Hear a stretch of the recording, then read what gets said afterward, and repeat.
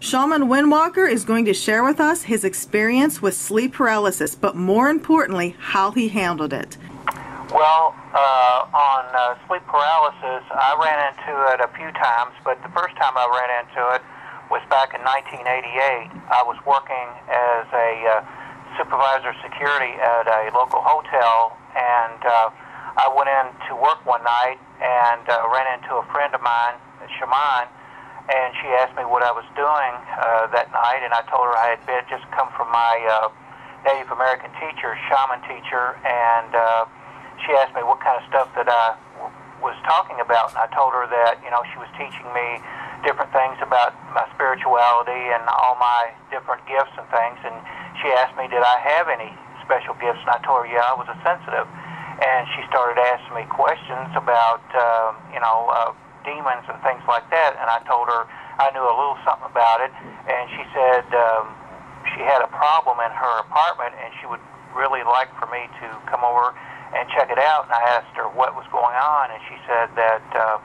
one day she came home from work, and she laid down on the couch, and she hadn't fell asleep yet, but she could sense something was in the room with her, and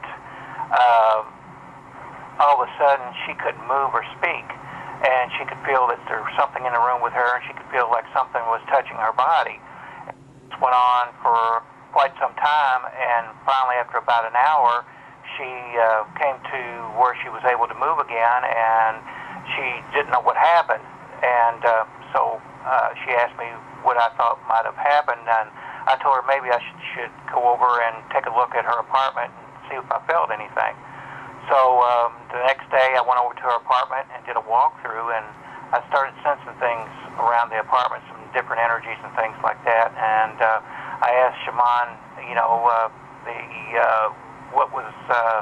the history of the apartment, I mean, who had it before her. She said that there was an old lady that died before she moved in, and they found her body in her bedroom, and she moved in about a week or two after the lady had died. So I went on ahead and got into a meditative state, and I started to try to contact whatever was in the apartment, and finally I brought in the old lady's energy and started talking to her, and she said that she liked it there, and she had lived in that apartment for 20 years, and she didn't mean any harm or anything to Shaman, but it wasn't her that did it. And I asked her, was there any other spirits in the apartment, and she said there was a dark force that would come back and forth into the apartment. So I told Shaman this, and Shaman asked me what did I need to do to get rid of it, and I told her that I thought I needed to do a clearing on the apartment. So a few days later, I went on ahead and cleared the apartment out, and it felt a lot better in there, but the old lady's spirit was still in there, so I didn't make any special, any special arrangements for her to go on to the light, because she wanted to stay right where she was. So after the apartment was cleaned and everything, it felt pretty good in there, after that, and Shaman and I started seeing each other. So after about 2 months, we got married, and I moved into the apartment, and everything was fine, nothing peculiar went on, and after about 2 weeks, I was in bed one night, and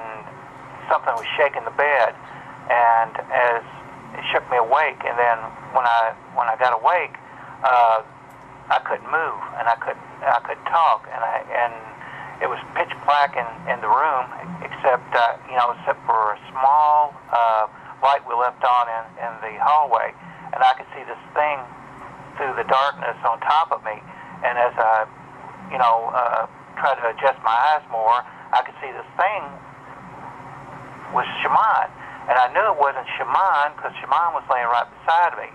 and as I looked at it, it started laughing at me, and it started changing form into this greenish, ugly-looking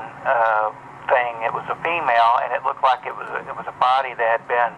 in the water for a month, and it was laughing at me, and I couldn't move, I couldn't speak, and I was just pinned to the bed, and it was like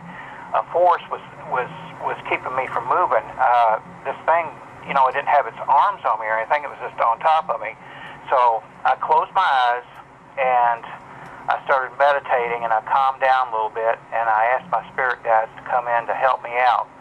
And when I felt a little bit more relaxed, I opened my eyes, and when I did,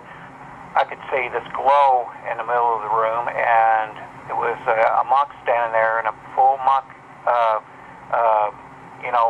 robe, and I couldn't see the face, but the monk walked over and grabbed this entity and pulled it off of me. And as it pulled it off of me, I could feel myself coming back to myself. I could feel and talk. So I sat up in the bed,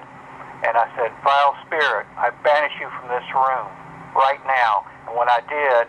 the monk grabbed the entity and disappeared with it. Now, I found out later on that this entity was what is known as a succubus, which is a demonic